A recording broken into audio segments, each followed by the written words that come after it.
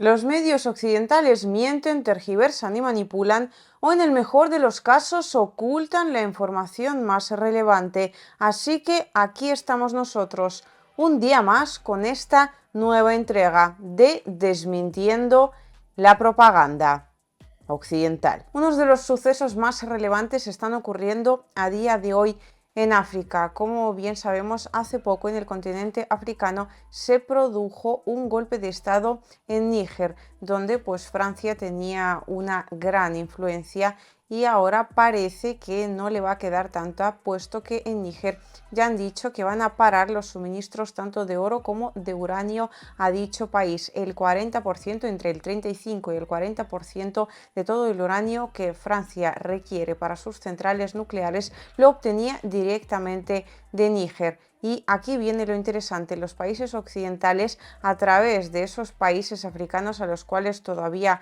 controlan, han dicho que se están planteando una intervención militar en Níger. Así que sus amigos, en este caso de Mali, Burkina Faso, después también se sumó Argelia con unas declaraciones muy importantes, así como Guinea Conakry, han firmado comunicados que lo cambian absolutamente todo. Los primeros han sido Mali y Burkina Faso, con un comunicado conjunto diciendo que si atacaban a Níger también los atacaban a ellos. Después vino Guinea Conakry con un comunicado en más o menos el mismo sentido, y Argelia por su lado ha dicho que aseguraría algo así como un corredor seguro, valga la redundancia, para pasar por allí tropas y bueno, todo lo que pudiera ser necesario para defender el país de Níger. Tropas bien pudieran ser rusas directamente o bien pudieran ser, por ejemplo, también del PMC Wagner. Así que lo que estamos viendo en África es algo así como la independencia africana 2.0, como bien ha dicho un experto, y es que yo creo que de estos temas deberían hablar los expertos en la materia.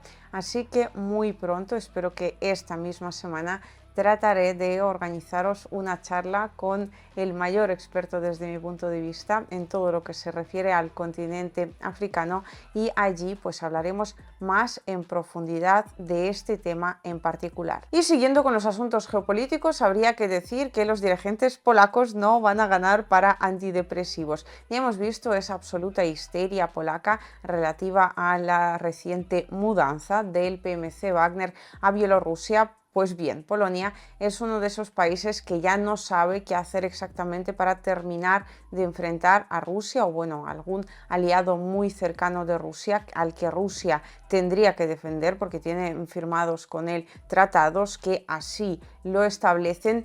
Pues meterlos en esa tercera guerra mundial. Yo no entiendo por qué los polacos son tan sumamente belicistas en esos términos, sobre todo sabiendo en qué va a terminar desencadenando esa posible tercera guerra mundial.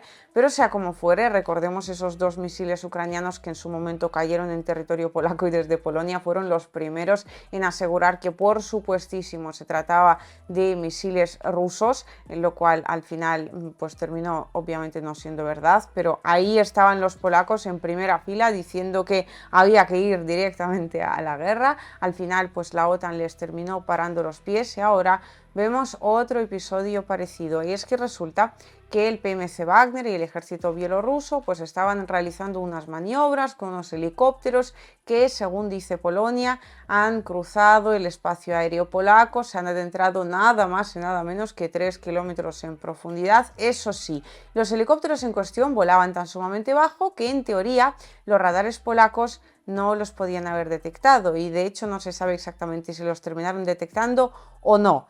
Pero, sea como fuere, en Polonia han dicho que van a reforzar aún más la seguridad en la frontera, han pedido a la OTAN refuerzos adicionales, tropas, de todo.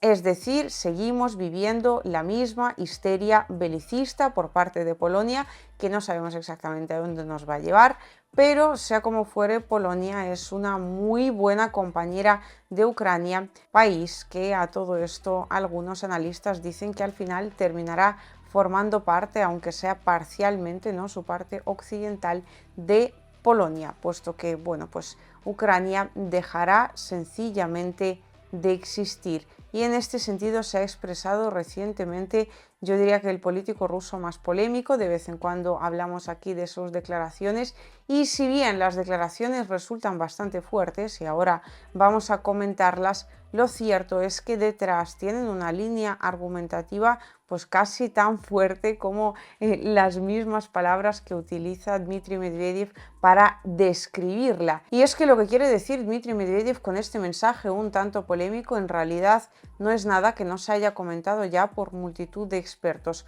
Ucrania tiene los días contados como país. Vamos con las declaraciones de Dmitry Medvedev. Quizás tenga que tapar alguna palabra dependiendo de lo que me digan o no las redes, pero vamos, el mensaje se entiende a la perfección.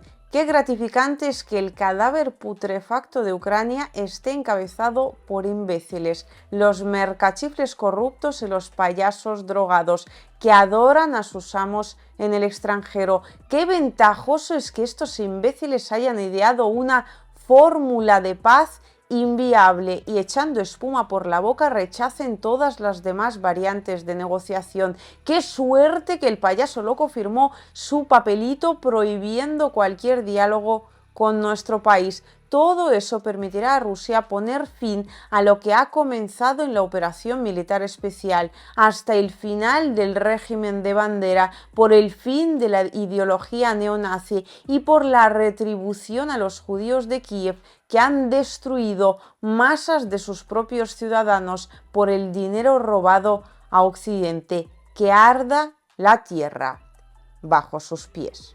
Ya me diréis qué opinión os merece este comentario y qué opinión tenéis de Dmitry Medvedev en general, pero si le quitamos ese tono un tanto agresivo, lo que tenemos es un mensaje en realidad bastante constructivo.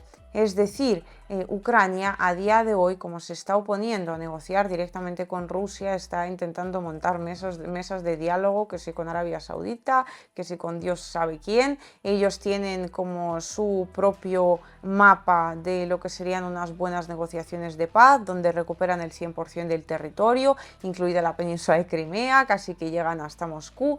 En fin, todos creo que entendemos perfectamente que los planes de Ucrania en cuanto a esas negociaciones son absolutamente irrealizables. Y claro, eso, básicamente la consecuencia directa que tiene es el hecho de que esa guerra de la OTAN contra Rusia, que ya es una guerra de desgaste que está transcurriendo en el suelo ucraniano, al final siga y siga. Y claro, si la guerra sigue, ¿cuál va a ser exactamente el resultado? ¿Que Ucrania va a terminar ganándola? Por favor, seamos serios, muy probablemente, y ahí volvemos al tema de Polonia, Ucrania deje de existir en algún momento como Estado, ya sea como resultado directo de la guerra, ya sea después de la misma, sencillamente porque ya es un Estado fallido que no se puede mantener y en algún momento la ayuda occidental pues terminará de llegar porque Occidente tendrá problemas muchísimo más serios. Ya me diréis si estáis de acuerdo con Dmitry Medvedev o no, pero desde luego esa, sin duda alguna, sería una opción a considerar.